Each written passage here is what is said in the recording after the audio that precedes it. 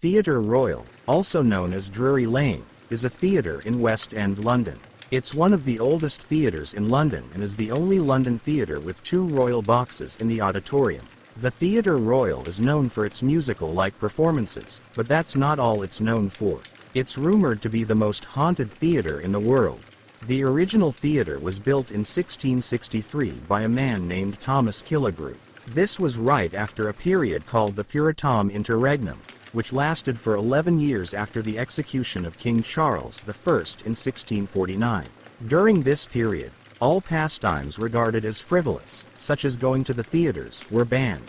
His son, King Charles II, gave two parties permission to form a new acting company. Thomas Killigrew owned one of these two permits. He built his theatre on Drury Lane. There was a total of 4 theatres at this location. The first one was destroyed by fire in 1672. It was rebuilt again in 1674, and the architect might have even been Christopher Wren, but there's no evidence for that. This building was the largest and lasted for 117 years. It was demolished and rebuilt again in 1794. Unfortunately, this new theatre was once again the victim of a fire in 1809.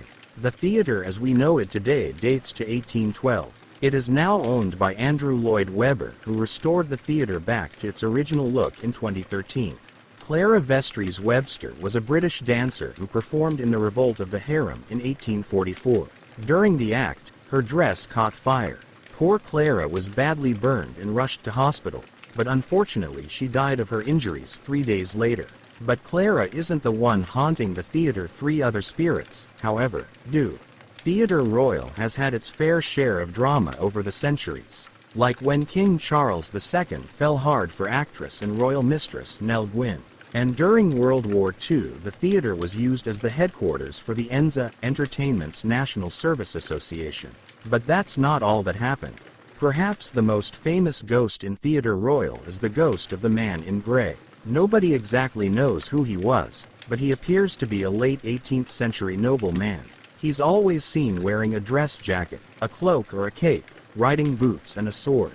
The man in grey has powdered hair and has a tricorn hat on top of that. He always acts the same way, appearing during daytime at the end of the 4th row of the upper circle. Then he proceeds towards the rear gangway and then disappears into the wall. During renovation work in 1848, skeletal remains were found in a secret room right behind the wall in which the man in grey disappears. The man in the wall was stabbed to death and was wearing a grey coat. Staff and actors have seen the apparition of the man in grey very often, but it's a good sign when he appears for all productions he shows up at turn out to be successful. The Irish actor Charles Macklin worked at Theatre Royal quite intensely. He was famous for the introduction of the natural way of performing, but that was not all he was famous for. In 1735, Charles had a backstage argument with one Thomas Hallam over a wig. Macklin struck Hallam with his cane, piercing the latter's left eye and brain. Hallam died of his injuries. Macklin was charged for murder but was eventually tried for manslaughter. He died at the age of 106.